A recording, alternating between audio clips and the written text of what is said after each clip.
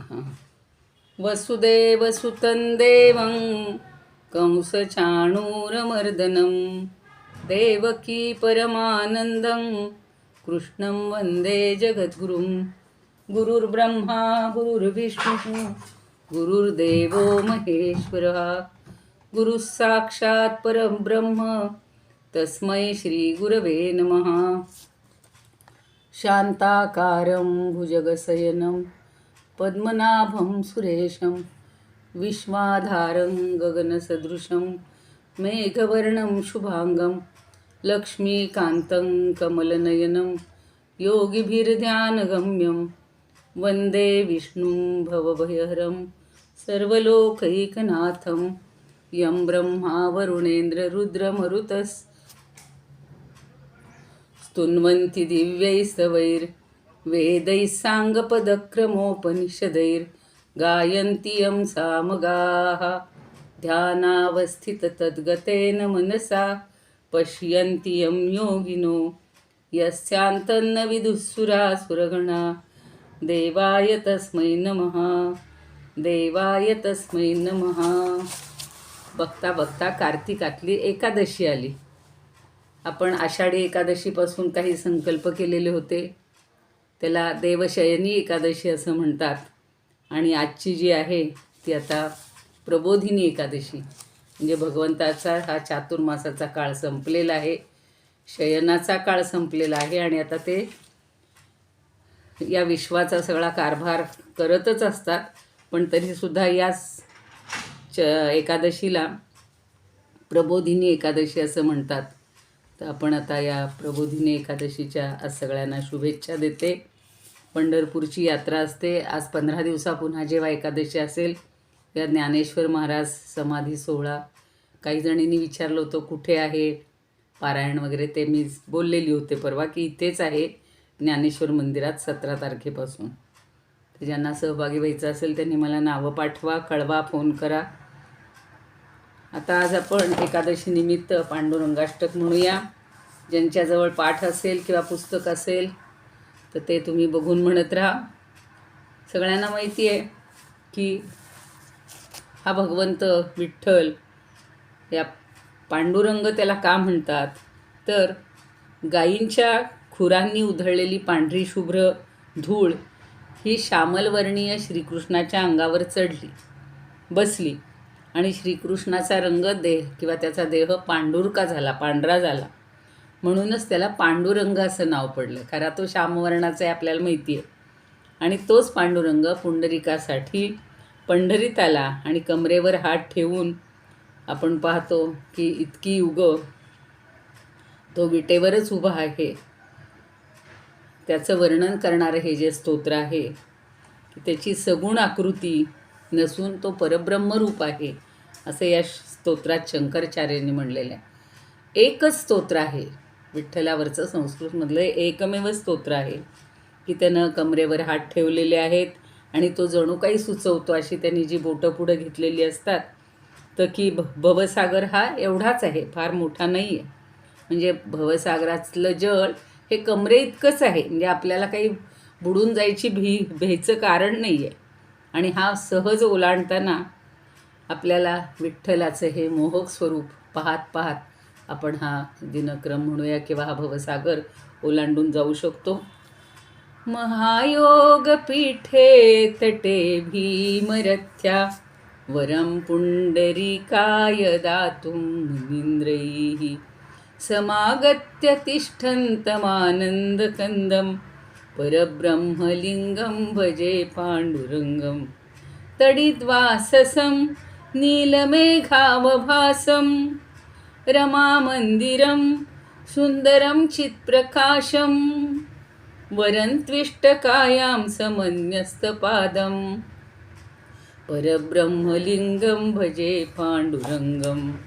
परब्रह्मलिङ्गं भजे पाण्डुरङ्गं. प्रमाणं भवाब्धे हृदं मामकानां नितम्बः कराभ्यां धृतो येन तस्मात् विधातुर्वसत्यै धृतो नाभिकोशः. परब्रह्मलिङ्गं भजे पाण्डुरङ्गं स्फुरत्कौस्तुभालङ्कृतं कण्ठदेशे श्रियाजुष्टकेयूरकं श्रीनिवासं शिवं शान्तमीड्यं वरं लोकपालं परब्रह्मलिङ्गं भजे पाण्डुरङ्गं शरच्चन्द्रबिम्बाननं चारुहासं लसत्कुण्डलाक्रान्तगण्डस्थलान्तं जपारागबिम्बाधरं कञ्जनेत्रं परब्रह्मलिङ्गं भजे पाण्डुरङ्गं परब्रह्मलिङ्गं भजे पाण्डुरङ्गं किरीटोज्ज्वलत्सर्वदिक्प्रान्तभागं सुरैरर्चितं दिव्यरत्नैरनर्घैः त्रिभङ्गाकृतिं बर्हमाल्यावतंसं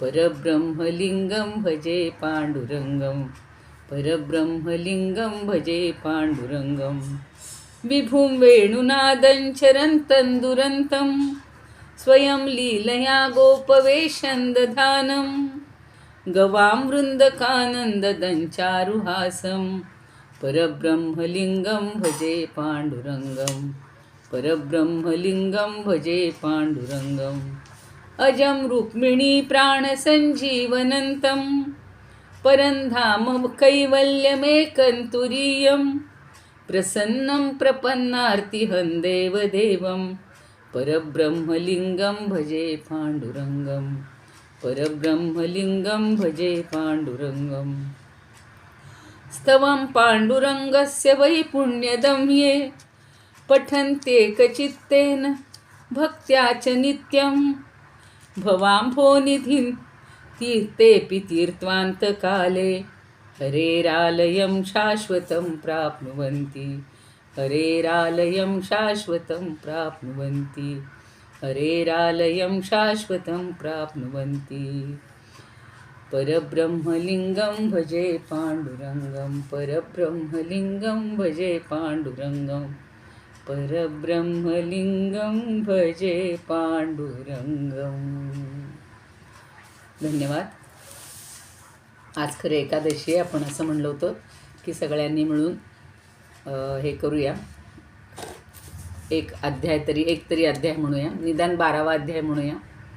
ओम श्री परमात्मने नमः. अथ 12ोऽध्यायः. अर्जुन उवाच एवं सततयुक्ताये भक्तास्त्वां पर्युपासते ये चाप्यक्षरमव्यक्तं तेषां के योगवित्तमाः. श्रीभगवानुवाच मय्यावेश्य मनो ये मां नित्ययुक्ता उपासते श्रद्धया परयोपेतास्ते मे युक्ततमा मताः. ये त्वक्षरमनिर्देश्यमव्यक्तं पर्युपासते सर्वत्र गमचिन्त्यं च कूटस्थमचलं ध्रुवं संयम्येन्द्रियग्रामं सर्वत्र समबुद्धयः ते प्राप्नुवन्ति मामेव सर्वभूतहिते रताः. क्लेशोऽधिकतरस्तेषाम् अव्यक्तासक्तचेतसाम् अव्यक्ता हि गतिर्दुःखं देहवद्भिरवाप्यते. ये तु सर्वाणि कर्माणि मयि सन्न्यस्य मत्पराः अनन्येनैव योगेन मां ध्यायन्त उपासते तेषामहं समुद्धर्ता मृत्युसंसारसागरात्. भवामि न चिरात् पार्थ मय्यावेशितचेतसां. मय्येव मना धत्स्व मयि बुद्धिं निवेशय निवसिष्यसि मय्येव अथ ऊर्ध्वन्न संशयः. अथ चित्तं समाधातुं न शक्नोषि मयि स्थिरम्. अभ्यासयोगेन ततो मामिच्छाप्तुं धनञ्जय.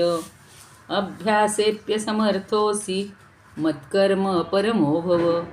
मदर्थमपि कर्माणि कुर्वन् सिद्धिमवाप्स्यसि. अथैतदप्यशक्तोऽसि कर्तुं मद्योगमाश्रितः. सर्वकर्मफलत्यागं ततः कुरु यतात्मवान्. श्रेयो हि ज्ञानमभ्यासात् ज्ञानात् ध्यानं विशिष्यते ध्यानात् कर्मफलत्यागाच्छान्तिरनन्तरम् अद्वेष्टा सर्वभूतानां मैत्रः करुण एव च निर्ममो निरहङ्कारः समदुःखसुखक्षमी सन्तुष्टः सततं योगी यतात्मा दृढनिश्चयः मय्यर्पितमनो बुद्धिर्यो मद्भक्तः स मे प्रियः यस्मान्नो द्विजते लोको लोकान्नो द्विजते च यः हर्षामर्षभयोद्वेगैर्मुक्तो यः स च मे प्रियः अनपेक्षशुचिर्दक्ष उदासीनो गतव्यथः सर्वारम्भपरित्यागी यो मद्भक्तः स मे प्रियः यो न रुष्यति न द्वेष्टि न शोचति न काङ्क्षति शुभाशुभपरित्यागी भक्तिमान्यः स मे प्रियः समशत्रौ च मित्रे च तथा मानापमानयोः शीतोष्णसुखदुःखेषु समः सङ्गविवर्जितः तुल्यनिन्दास्तुतिर्मौनी सन्तुष्टो येन केनचित् अनिकेतस्थिरमतिर्भक्तिमान् मे प्रियो नरा ये तु धर्म्यामृतमिदं यथोक्तं पर्युपासते श्रद्धाना मत्परमा भक्तास्तेतीव मे प्रियाः। ॐ तत्सदिति श्रीमद्भगवद्गीतासु उपनिषत्सु ब्रह्मविद्यायां योगशास्त्रे श्रीकृष्णार्जुनसंवादे भक्तियोगो नाम 12ोऽध्यायः। श्रीकृष्णार्पणमस्तु। शुभं भवतु। हरये नमः। हरये नमः। हरये नमः। कृष्णाय वासुदेवाय हरये परमात्मने प्रणतः क्लेशनाशाय गोविंदाय नमो नमः। सर्वांना शुभेच्छा प्रबोधिनी एकादशीच्या। असंच आपलं चिंतन मनन परमेश्वराचं नामस्मरण हे चालू राहू देत। भगवंताला आपण प्रार्थना करूया। काल आपण पाहिलेलं होतं की कालच पाहिलेलं की प्रद्युम्न जो आहे तो कसा वडिलांसारखाच दिसतोय। सगळ्या द्वारकेतल्या महिला किंवा सगळ्या तिथल्या ज्या स्त्रिया होत्या त्यांना त्या फसलेल्या होत्या आणि नंतर अगदी तो वडिलांच्या सारखाच असल्यामुळं त्याला पाहून मातांनासुद्धा तो आपला पतीच आहे असं वाटत होतं। असा भाव उत्पन्न होत होता आणि त्रिभुवन सुंदर अशा श्रीकृष्णाचं तो प्रतिबिंबच होता। तो समोर दिसल्यावर असं होणं स्वाभाविक होतं। मग त्याला पाहून अन्य स्त्रियांची काय अवस्था होत असेल हे कशाला सांगायला पाहिजे। जर माताच घाबरत होत्या म्हणजे मनामध्ये असे त्यांच्या विचार येत होते तर बाकीच्यांचं काय। आता आपल्याला वेगवेगळ्या विषयांवरनं या श्रीकृष्ण कथांमधून काहीतरी बोध घेण्याजोगा असतो। आजसुद्धा आपण पाहतोय की माणसाला लोभ किंवा एखादी गोष्ट माझ्याकडं असेल तर ती मलाच राहायला पाहिजे, ती दुसऱ्याला मिळता कामा नये आणि त्याचा जो लाभ असेल तो मला एकट्यालाच घेता आला पाहिजे। मग त्या पायात दुसरे कसे हिरावून घेतात किंवा तो कसा हिरावला जातो आपण तिसऱ्यावरच आळ घेतो। साधं आता ते व्हॉट्सअप जर उघडलं तर इतक्या घटना आणि इतके प्रसंग असतात की आईवडिलांना फसवणारी मुलं आहेत, मालकांना छळणारी लोक आहेत, म्हणजे असे सगळे प्रकार आपल्याला पाहायला मिळतात। आता श्रीकृष्णाच्या आयुष्यामध्ये एक सेमंतक कथा किंवा सेमंतकाचा प्रसंग हा फार महत्त्वाचा मानला जातो आणि त्या प्रसंगामुळे त्याला 2 विवाह करण्याची संधी मिळालेली आहे। एक जांबवतीशी विवाह झालेला आहे आणि सत्यभामेशी विवाह झाला। तर तो योगायोग काय आहे तो आज आपण बघूया। शुकदेव परीक्षितांना सांगतायत की सत्राजित जो होता त्या सत्राजितानं श्रीकृष्णावर खोटा आळ घेतलेला होता आणि त्या अपराधाचं परिमार्जन करण्यासाठी त्यानं आपल्या ही जी काय म्हणायची आपली कन्या जी आहे सत्यभामा तर ती श्रीकृष्णांना दिली किंवा अर्पण केली। तेव्हा राजा विचारतो की सत्राजितानं श्रीकृष्णांचा कोणता अपराध केलेला होता आणि त्याला सेमंतक मणी कोठून मिळालेला होता। सगळेच बघा ग्रंथ हे प्रश्नोत्तरातून शिष्य असतील किंवा कोणी आप्त इष्ट जे कोणी आहेत अशांच्या प्रश्नातून त्या कथा अशा पुढं पुढं जात राहिलेल्या आहेत. आणि त्यांना आपली कन्या का दिली श्रीकृष्णांना दिली हे एवढं सोपं होतं, पण का दिली, कुठं दिली, कशासाठी दिली हे सगळं त्याच्यावर मग शुक सांगतायत की भक्त असलेल्या सत्राजिताचा सूर्य हा परममित्र होता. बघा कुठे नाती कुणाची कशी होती, आणि त्याच्या भक्तीनं प्रसन्न होऊन सूर्यानं त्याला स्यमंतक मणी दिलेला होता. आता तो स्यमंतक मणी कसा होता, तो त्यानं गळ्यात घातला की तो सत्राजित सूर्यासारखा दिसायचा, एवढं त्याच्यात तेज होतं. आणि परीक्षिताला ते सांगतायत की सत्राजित द्वारकेत जेव्हा आला तेव्हा त्या मण्याच्या अत्यंत तेजामुळं लोक त्याला ओळखूच शकले नाहीत.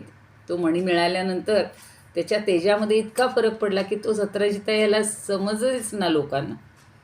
त्यांना लांबूनच पाहून त्याच्या तेजामुळं त्यांचे डोळे दिपायला लागले. आणि तो साक्षात सूर्य आहे, कारण सूर्याचा मित्र सांगितलेला आहे त्यांनी, परममित्र, आणि त्यामुळं सूर्यच वाटत होता.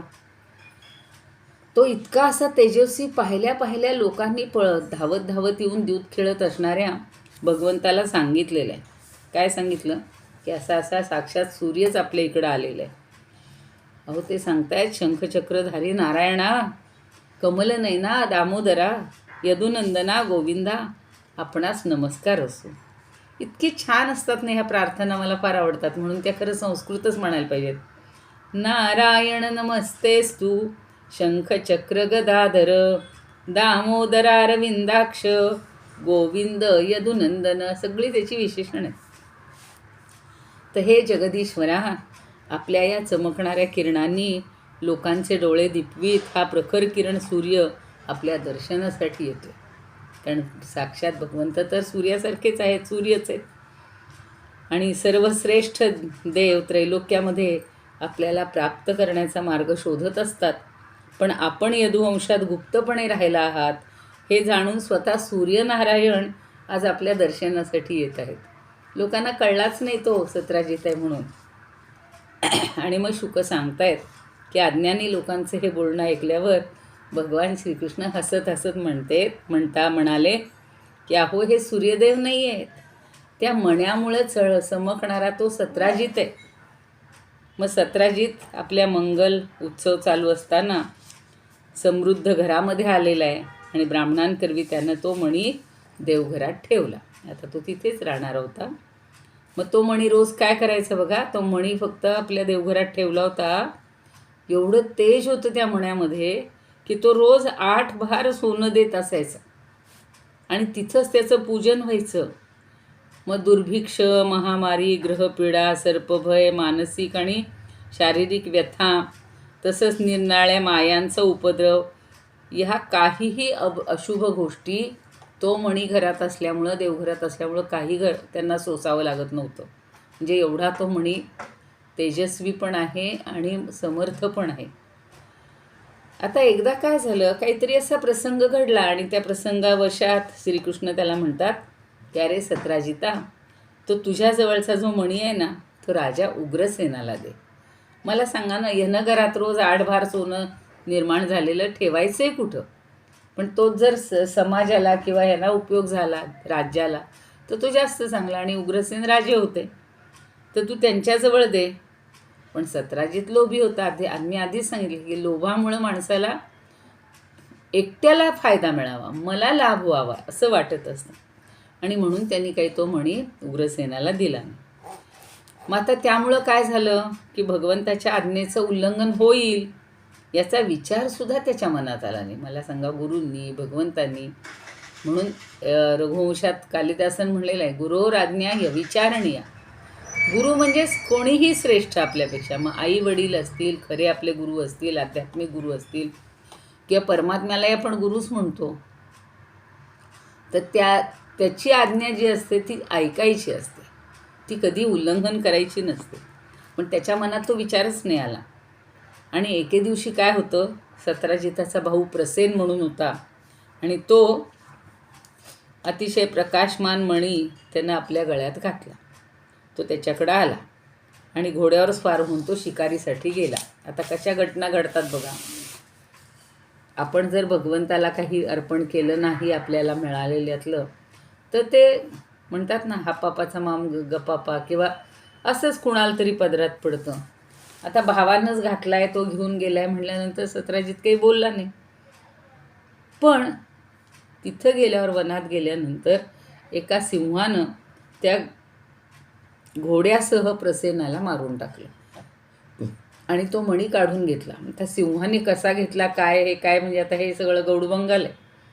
आणि तो आता पर्वतात शिरणार इतक्यात जांबवान जो आहे, त्या जांबवानानं त्या मण्यासाठी त्या सिंहालाही मारलं. म्हणजे ही साखळी वाढत चाललेली.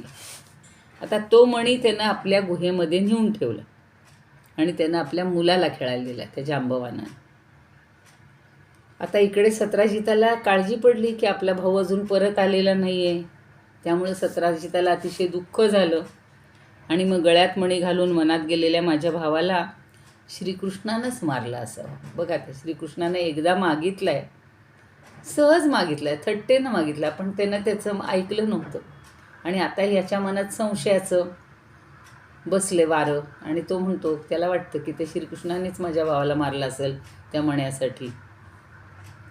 मग आता लोकांमध्ये कसं असतं, लोकांमध्ये ही कुजबूज सुरू होते आणि लोकांनी तीच सुरू केली. म्हणजे खऱ्या खोट्याची परीक्षा न घेता हे जे आपल्याकडं लूज टॉकिंग असतं ना, ते चुकीचं आहे. खात्री करून घ्यावी माणसाने.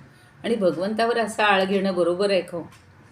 आता श्रीकृष्णाच्या जेव्हा कानी पडलं की असे जण आपल्याबद्दल सगळे हे करतायत, तेव्हा आपला कलंक, म्हणजे शेवटी भगवंताला सुद्धा असा कुठली निंदा किंवा कलंक, रामाने सुद्धा तेवढ्यासाठी सीतेला 14 वर्ष वनवासात पाठवलं की चुकूनसुद्धा आपल्या मनाला कुठलाही कलंक आपल्या चारित्र्याला लागता कामा नये.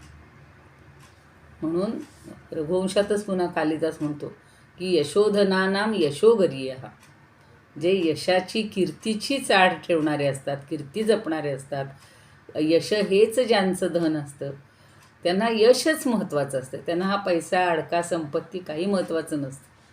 आणि त्यामुळं नगरातील काही पुरुषांना बरोबर घेऊन प्रसेनाला शोधण्यासाठी श्रीकृष्ण निघालेले आहेत. आता शोध घेत घेत त्यांना दिसलं की जंगलामध्ये सिंहानं प्रसेन आणि त्याच्या घोड्याला मारलेलं आहे.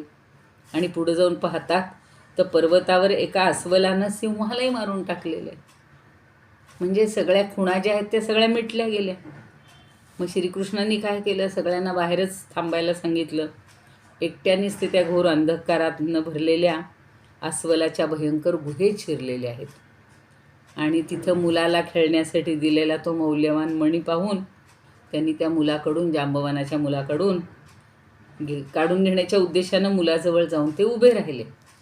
आता तिथं अपरिचित मनुष्य आलाय म्हणल्यानंतर त्या मुलाची जी दाई असते ती घाबरून ओरडायला लागली. आणि मग वृक्षराज जो जांबवान, आपल्याला माहिती आहे रामायणात आहे, तर तो जांबवान रागावून तिथे धावत धावत आलेला आहे.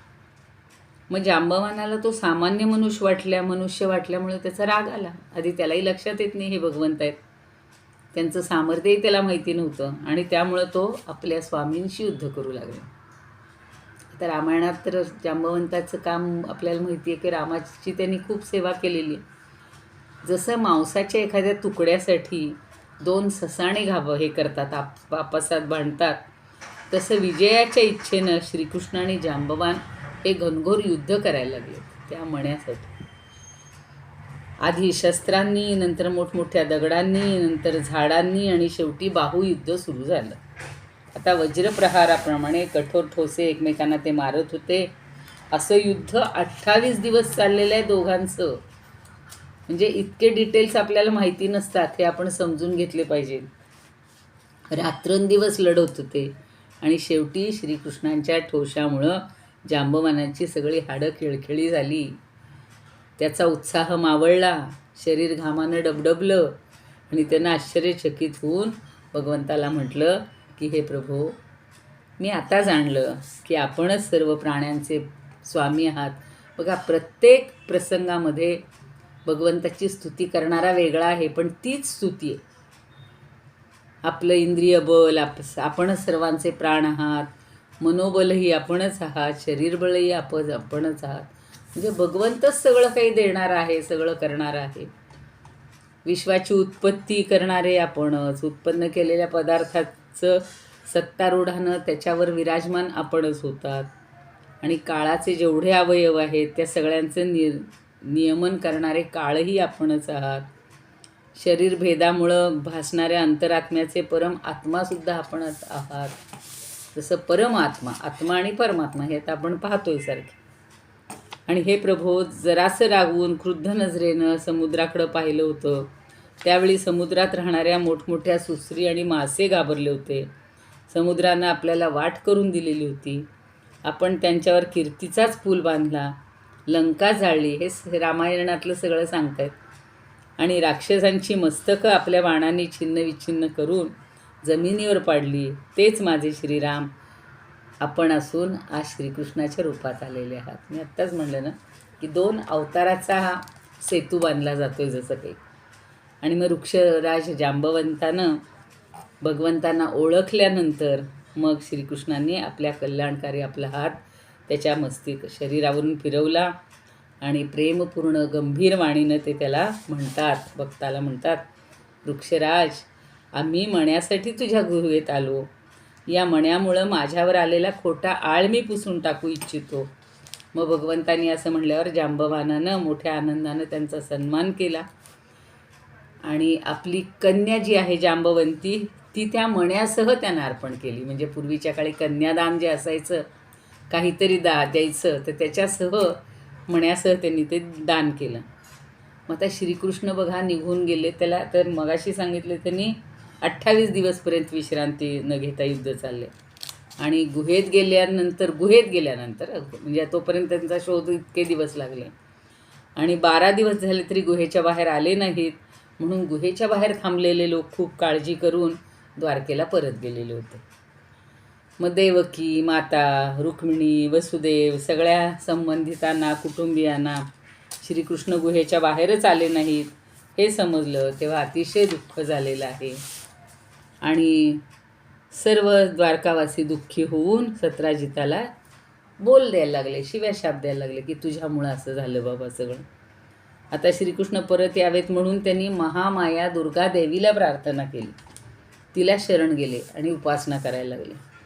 आणि त्यांच्या उपासनेनं दुर्गादेवी प्रसन्न झाली. तिच्या आशीर्वादानं त्याच वेळी नववधू जांबवंतीसह कार्यसिद्धी केलेले श्रीकृष्ण सर्वांना दर्शनाला मिळाले. म्हणजे त्यांनी ते प्रगट झाले. मग आता पत्नीसह त्यांनी तो गळ्यात मणी धारण करून आलेले पाहिल्यावर सगळे द्वारकावासी तर आनंदित झाले. आणि त्या सत्राजितालाही खूप आनंद झाला. मग सत्राजिताला भगवंतांनी बोलावले राजसभेमध्ये, उग्रसेनांकडे बोलवलं आणि मणी कसा परत मिळवला. बघा, ही गोष्ट फक्त एकट्याला सांगण्याजोगी नव्हती, पण त्यांना आळ घेतलेला होता. सगळे लोक बोलत होते, आपापसात कुजबूज करत होते. मग अशी जी असा आळ वगैरेला आला असेल तर ती कथा सगळ्यांना कळली पाहिजे, ती प्रसंग. आणि म्हणून त्यांनी सगळी हकीकत सांगितली. हे एवढं रामायण झालेलं आहे त्याच्यासाठी. आणि मग तो मणी सत्राजिताकडे देऊन टाकला. त्यांना नकोच. भगवंताला काय कमी होऊन त्याला तो मणी घेऊन करायचं आहे काय. पण आपली कोती बुद्धी कशी असते, आणि आपण म्हणजे त्या सत्राजिताचेच कोणीतरी असो, तर आपण भगवंतावर असा आळ घेणं योग्य नाही. मग सत्राजित खजील झाला आणि मणी त्यानं परत घेतला. पण त्यानं मान खाली घातली आणि आपण केलेल्या अपराधाबद्दल त्याला अतिशय पश्चाताप व्हायला लागला. कसा तरी तो आपल्या घरी जाऊन पोहोचला. आता त्याच्या मनात नेहमी अशी जर चूक झाली ना तर माणसाला ते शल्य बोचत राहतं बघा. आणि सारखा स्वतःचा अपराधच त्याच्या डोक्यात यायला लागला. आणि बलवानाबरोबर वैर केल्यामुळं तो अत्यंत भयभीत झाला होता. तो विचार करत होता की मी आता आपल्या अपराधाचं परिमार्जन कसं करा. मग श्रीकृष्ण आपल्यावर कसे प्रसन्न होतील. जसं त्या जांबवनाला झालं ना तसंच इथे सत्राजिताला झाले. आणि काय केल्यामुळं माझं कल्याण होईल, लोक माझी निर्भत्सना करणार नाहीत, मी खरोखरच अदूरदर्शी क्षुद्र आहे, धनाच्या लोभानं मी मूर्खपणा करून बसलो. मला ही आठवण लगेच येते बघा, गोरोबांच्या किंवा ज्ञानोबांच्या, नामदेवांच्या काळातले, की असंच तो ह्याचा दगड, परिसाचा दगड मिळालेला, आणि त्या मोहापायी ती परिसा भागवताची कथा आहे. तर ती नामदेवाची बायको एक दिवशी म्हणते, सण आहे, माझ्या घरात काही नाही, तुझा दगड मला 1 मिनिट दे गं. आणि ती तो आणते आणि लावून बघते भांड्याला, आणि मग सगळं सोनं सोनं झाल्यावर तिनं घरात पंचपक्वान्नाचं जेवण केलं, घर सगळं चकाचक झालं. आता तो द्यायचा तर तो देव घरात ठेवलेला, आणि तेवढ्यात नामदेव आले. म्हणतात, काय गं, काय हे? तर म्हणे, आज तिनं खोटं तर बोलली नाही, तिनं सांगितलं असे अशी घटना. त्यांना राग आला की असं आपण नशिबावरून अशा गोष्टी दुसऱ्याकडून घेऊन आपण श्रीमंत होण्यात काही अर्थ नाही, असलं सुख काय कामाचं. म्हणून तो परिस्थितीने फेकून दिला. झाले. परसाची बायको संध्याकाळी आली. अहो, कुठं आहे तो, कुठं आहे दगड? म्हणे, माझ्या ह्यांनी दिला म्हणे चंद्रभागेत टाकून. फार वाईट वाटतं. आणि मग नंतर तो परिसा भागवते ताड ताड ताड ताड आला, हे काय केलं नाम्या, तू असं केलं तसं केलं, माझा मला दगड काढून दे. तो गेला नदीमध्ये नाम्याला घेऊन.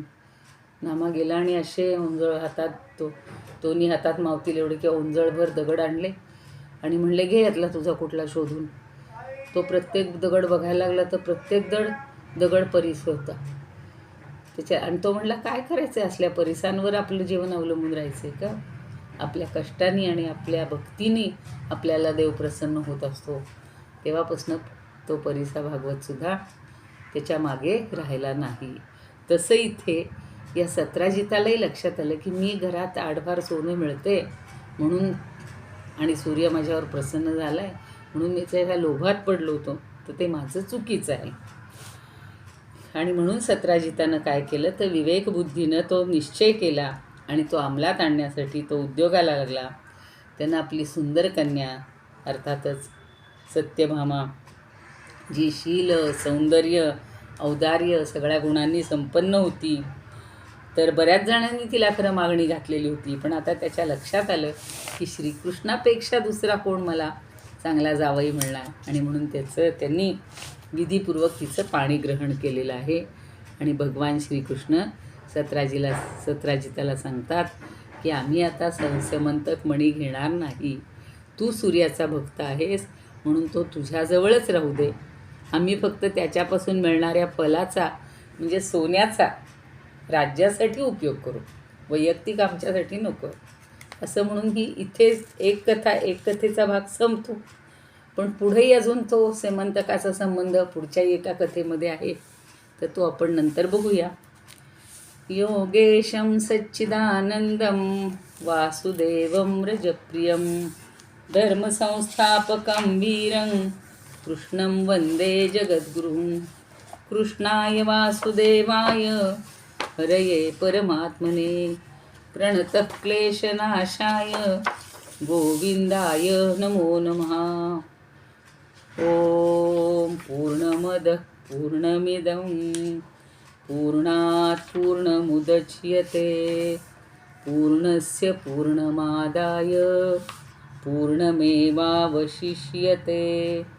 ओम शांती शांती शांती. आता काही एखादं स्तोत्र किंवा मग भागवताचीच आरती म्हणूया. आज आता एकादशी आहे तर. जय हो जय श्री भागवता, आरती करू तुझ भगवंता. जय हो जय श्री भागवता, आरती करू तुझ भगवंता. श्री शुक मुनीने परम भक्तीने नाना परीने गायले जा हरिचरिता. आरती करू तुझ भगवंता. वेद तरुचे मधुर फळ स्वादुरसे जे सोज्वळ. आत्मा राम मुनी सकळ सेवुनी झाले जन सुफळ. पहा पर्वणी आली यवनी की अघहरिणी भवजल तरणी ती पतिता. आरती करू तुझ भगवंता. येथे व्यासांची वाणी सार्थक हरिगुण गाऊनी.